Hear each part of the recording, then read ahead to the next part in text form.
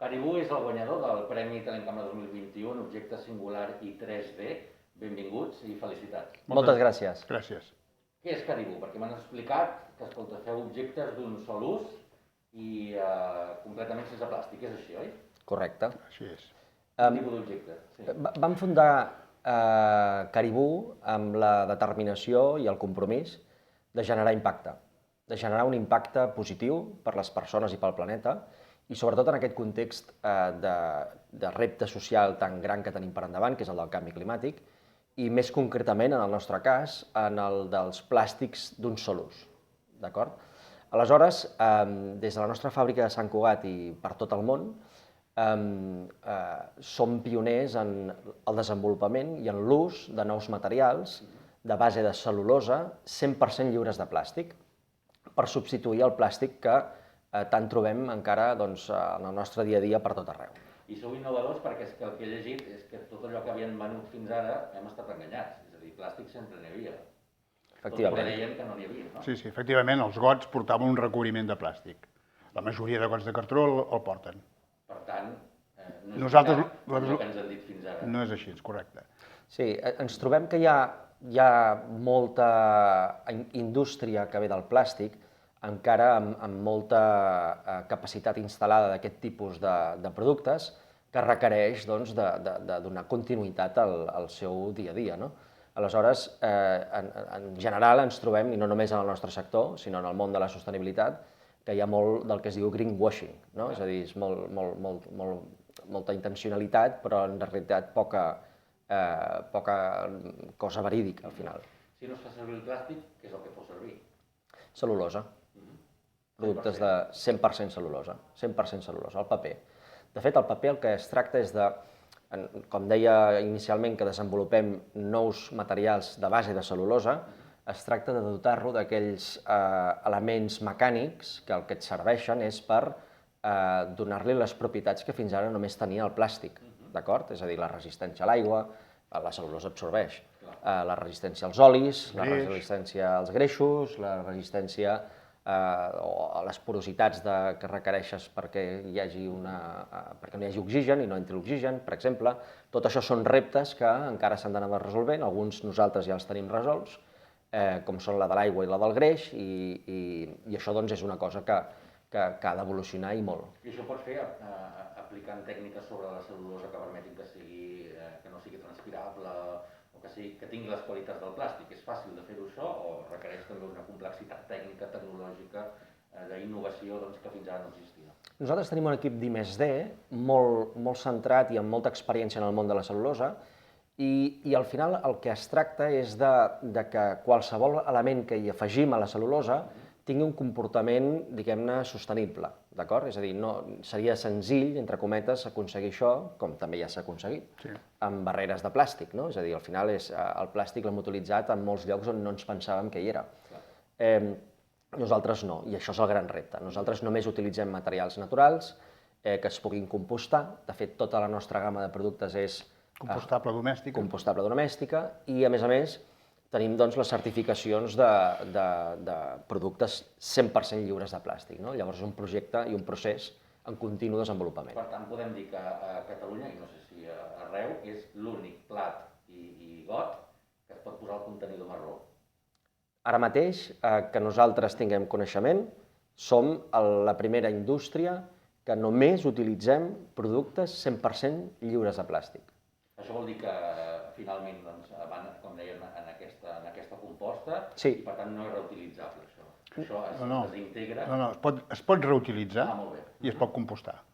Es pot fer el que vulguis, és paper, el pots...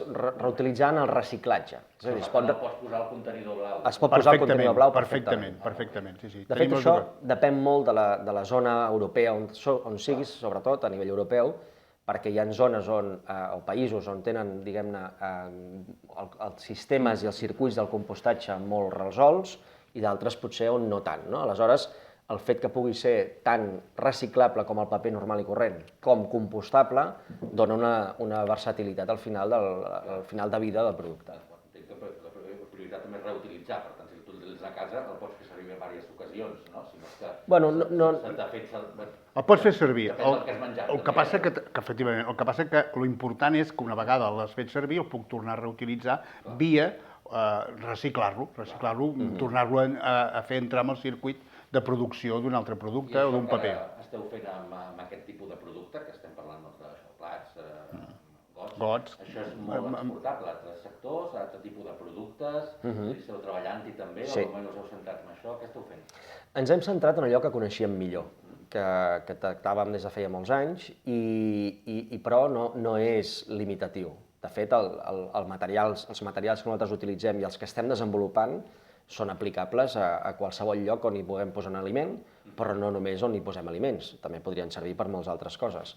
Nosaltres hem de començar a poc i on ens centrem és en allò que coneixem més, que és el de l'alimentació i concretament el dels productes d'un sol ús. Ja produïeu això anteriorment, abans de fer el canvi en visió sostenible, o veniu completament de nou?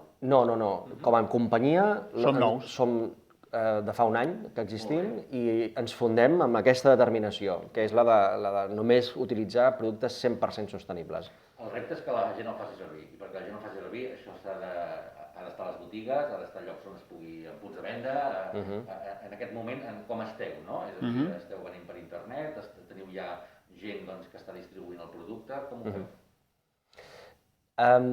Diguem-ne que hi ha hagut molta atracció per la nostra proposta, aleshores tenim molta atracció comercial a Espanya, però també fora, és a dir, molt a nivell europeu i no només europeu, i ens venen empreses, o anem a veure empreses que venen per exemple, cadenes de supermercats i hipermercats, on acabaran posant el producte al lineal perquè el client pugui comprar-lo a casa seva, o l'utilitzaran en les seves zones de menjars per emportar, menjars preparats, on també podran utilitzar el nostre producte. Llavors també hi ha la utilització més, diguem-ne, de grans esdeveniments, que és més, per exemple, concerts, on és més difícil posar-hi gots de vidre, per exemple, i un got de cartró com el nostre, que resisteix perfectament a la cervesa, és una gran alternativa. I en aquest sentit ja podem trobar el nostre producte a Catalunya,